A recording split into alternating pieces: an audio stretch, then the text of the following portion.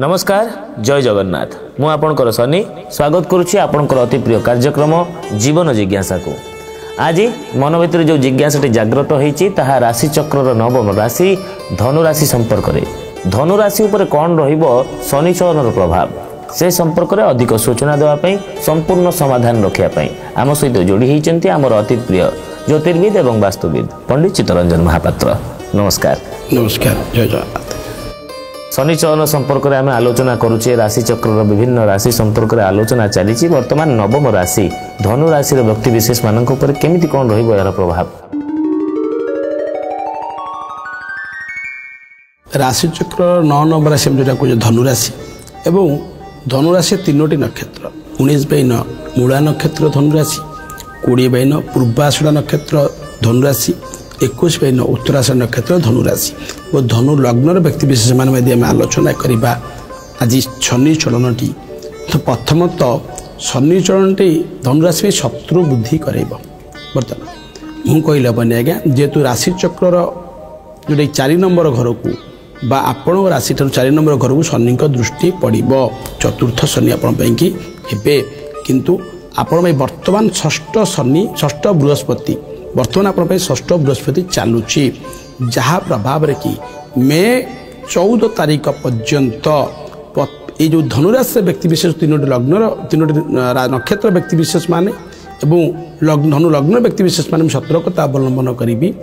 आप अति कम रे से समय पर्यंत सतर्क रहिबे कौन से गुप्त शत्रुर शिकार हो पारती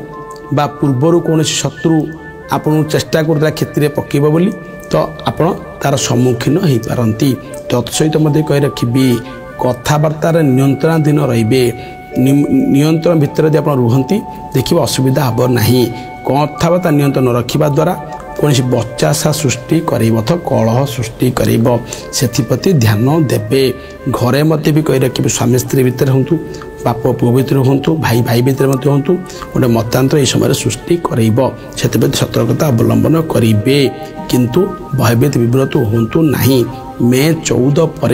जो बृहस्पति आपण राशि चक्र सप्तम स्थान को जीव सप्तम स्थान को जीवा द्वारा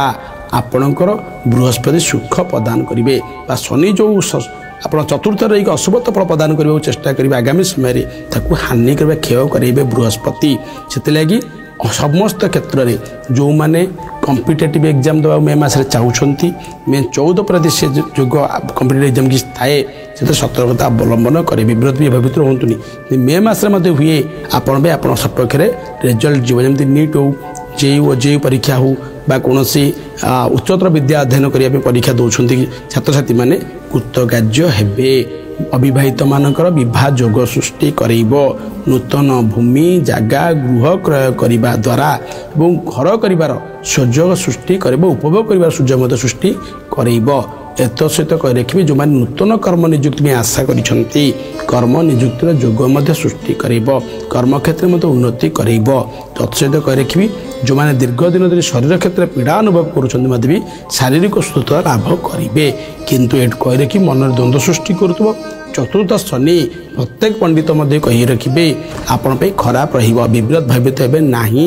केवल खराब गोटे वार्ड मुझे कही रखी से शत्रु आपणकर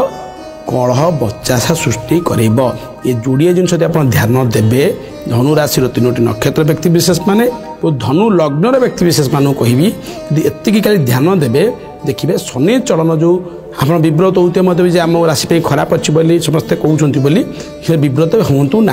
कहीं कही रखिली ना ये जोड़िए जिनिस शनि दृष्टि पड़ो आप राशि चक्र को किंतु से असुविधा विशेष हास्यकर ये कही रखिली जितेबाला बृहस्पति आप राशि स्ट्रंग हो सप्तम स्थान बृहस्पति पलैबे आपण शनि किसी खराब करना पुणी कमिंग 2026 जो आम कहे जून मस पर टिके असुविधा सृष्टि कर प्रतिकार कही रखी विव्रत भवित हूँ किंतु मे 14 पर्यंत अति कम रे धनु लग्न और धनु राशि 3टी राशि नक्षत्र व्यक्ति विशेष मान परामर्श देवी संपूर्ण भाव सतर्कता अवलंबन करेंगे 3टी जिनिस प्रथम कही रखी आपणकर शत्रु एवं घरे बाहर निज कथा को नियंत्रण जो कहते डीलिंग्स करवा कथबार्ता करवा नियंत्रण दिन रखिए तत्सहित आउ गोटे जिन जोड़ीदेवी ता हूँ कौन ନା ଆପଣ ଯାନବାହନରେ ସତର୍କତା ଅବଲମ୍ବନ କରିବେ, ଗାଡ଼ି ଚଲାଇବାରେ ସତର୍କତା ଅବଲମ୍ବନ କରିବେ। ଏଥିରୁ ମୁକ୍ତି ପାଇବା ପାଇଁ ପ୍ରତିକାର କ'ଣ? ପ୍ରତ୍ୟେକ ପ୍ରାତଃ ସ୍ନାନ ପରେ ଘରେ ବସି ସରଳ ଉପାୟ, ଆଜ୍ଞା ପୁରା ସହଜ ଉପାୟରେ କହିବି, ହନୁମାନ ଚାଳିଶା ପଠନ କରନ୍ତୁ। ହନୁମାନଙ୍କ ଚାଳିଶା ପଢ଼ିବା ଦ୍ୱାରା ଶନିଙ୍କର ପୀଡ଼ା ହ୍ରାସ ହୁଏ। ଯଦି ପାରିବେ କୌଣସି ହନୁମାନ ମନ୍ଦିର ମଙ୍ଗଳବାର ଶନିବାର ଦର୍ଶନ କରିପାରିବେ ଭଲ, ଏବଂ ରାଶି ତେଲେ ଦୀପ ଦାନ କରନ୍ତୁ ହନୁମାନ ମନ୍ଦିରରେ। ଦେଖିବେ ଆଗାମୀ ସମୟ ବା 2026 ଜୁନ୍ ପରେ ଯେଉଁ 13 ମାସ ସମୟ ଆପଣଙ୍କୁ ଖରାପ ରହୁଛି, ସେ ସମୟଟା ମଧ୍ୟ ବି ଦେଖିବେ ଆପଣ ସେହି ସମୟରେ ଯଦି ପ୍ରତିକାର ରେଗୁଲାରଲି କରନ୍ତି ମଧ୍ୟ ବି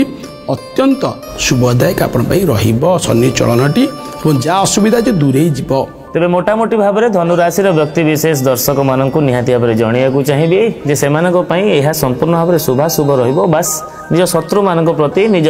କଥା ଉପରେ ଟିକେ ଧ୍ୟାନ ରଖିବାକୁ ପଡ଼ିବ। ତେବେ ଜୀବନ ଜିଜ୍ଞାସାରେ ଆଜିକାର ଜିଜ୍ଞାସାର ସମାଧାନ ପାଇସାରିଛେ। ଆଉ କିଛି ଜିଜ୍ଞାସାମୂଳକ ପ୍ରଶ୍ନ ତାର ଅତି ସୁନ୍ଦର ସମାଧାନ ସହିତ ପୁଣି ଥରେ ଫେରିଆସିବୁ। ଆଜି ପାଇଁ ଏତିକି, ରହିଲୁ, ନମସ୍କାର।